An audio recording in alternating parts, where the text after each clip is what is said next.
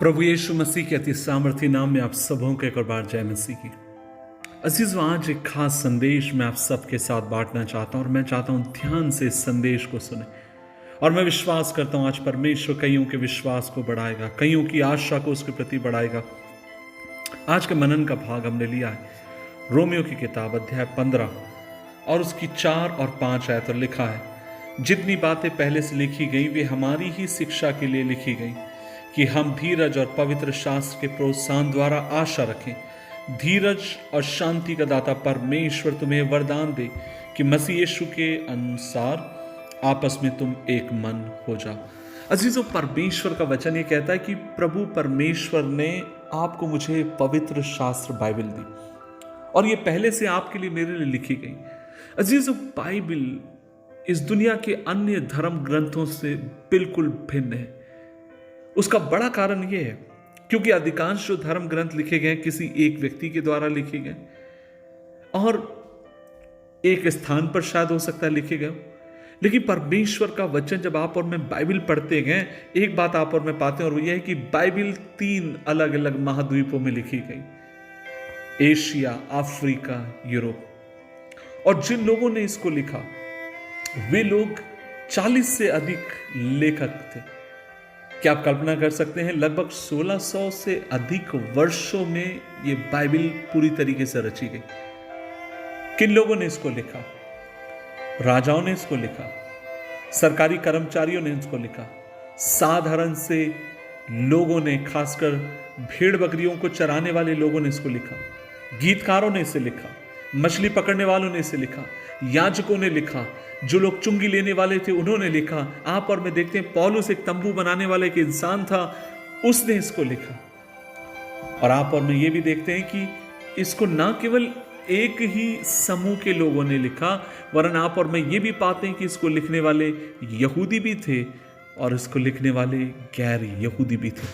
लेकिन आप और मैं देखते हैं सर्वशक्तिमान परमेश्वर की ये योजना का एक बहुत बड़ा एक भाग था कि वह अलग अलग जगहों से लोगों को लेता है ताकि अपने वचन की वो सृष्टि कर सके। अजीजों, परमेश्वर के वचन में लिखा है, 2 तीमुथियुस अध्याय 3 उसके 16 पद में लिखा है कि संपूर्ण पवित्र शास्त्र परमेश्वर की प्रेरणा द्वारा रचा गया, अर्थात द इंस्पिरेशन द्वारा, इंग्लिश में इंस्पिरेशन है, प्रेरणा द्वारा लिखा गया। और जब आप और मैं उस शब्द को वास्तव में समझने की कोशिश करते हैं तब आप और मैं जानते हैं प्रेरणा का मतलब वहां पर जो पौलुस कहना चाहता वह है परमेश्वर की श्वास। जैसे परमेश्वर ने आदम के भीतर अपनी श्वास को फूका और आदम जीविता प्राणी बन गया, ठीक उसी प्रकार परमेश्वर ने बाइबल के लिखने वालों के मनों को उभारा। परमेश्वर ने अलग अलग लोगों के दिलों को उभारा और अपने श्वास को उनके जीवन के भीतर फूका कि वे जीवित है, परमेश्वर के वचन को वे लोग लिखने वाले हो सके। अजीजों, मैं एक और बात आपसे कहना चाहता हूं। जानते हैं कि पवित्र शास्त्र का रचयिता और कोई नहीं, पवित्र आत्मा। और जब पवित्र आत्मा ने इसे लिखा, उसने अपनी भावनाओं को, अपने स्वभाव को उसमें डाला और उसने साधारण से लोगों को इस्तेमाल किया। 2 पतरस अध्याय 1 उसकी 21वीं आयत में आप और मैं पढ़ते हैं कि परमेश्वर के पवित्र जन पवित्र आत्मा की प्रेरणा के द्वारा चलाए गए और उन्होंने इसे लिखा। 1600 साल में अलग अलग जगहों पर, अलग अलग इलाकों में वो लोग रहे और उनमें से बहुत सारे ऐसे लोग थे जो एक दूसरे को जानते भी ना होंगे, लेकिन जब उन्होंने लिखा, आप और मैं कहीं भी बाइबल में यह नहीं पाते हैं कि उन 40 लोगों ने एक दूसरे के विचारों के प्रति विरोधास्पद विचारों को उन्होंने लिखा। हां, यह बात सच है कि उनका संदर्भ बदल गया, उनका कॉन्टेक्स्ट बदल गया, लेकिन आप और मैं एक बात पूरी संपूर्ण 66 किताबों के भीतर पाते हैं। 1600 सालों में जिन्होंने लिखा, 40 लेखकों ने जिन्होंने मिलकर लिखा, उन सब में एक बात पाते हैं, उन सब ने यीशु मसीह की ओर केंद्रित किया। उन सब का लिखने का निचोड़, उन सब का लिखने का केंद्र जो था वो और कोई नहीं, वो प्रभु यीशु मसीह था। कई बार लोग मुझसे सवाल करते हैं कि भाई किस तरीके से मैं और अच्छे से बाइबल पढ़ सकता हूँ, किस तरीके से मैं और अच्छे से बाइबल समझ सकता हूँ। मेरे भाई मेरी बहन, जब तू परमेश्वर के वचन को पढ़ता, अध्ययन करता, करती है, पवित्र आत्मा के ऊपर आश्रित हो जा और मसीह को केंद्र बिंदु बनाकर जब तू इस वचन को पढ़ेगा, ये वचन तेरे लिए जीवित और प्रबल और प्रभावशाली होगा। हमेशा मैं प्रार्थना करता हूं, प्रभु जी मेरी आंखों को खोल के मैं व्यवस्था की लिखी हुई बातों को पढ़ सकूं, क्योंकि जब जब मैं इस वचन को पढ़ता हूं, जब जब मैं इस वचन को मनन करता हूं, ये वचन मुझे ताकत देता है दुनिया में लड़ने के लिए, अविश्वास से लड़ने के लिए, शैतान से लड़ने के लिए, परिस्थितियों से लड़ने के लिए मुझे ताकत प्रदान करता है।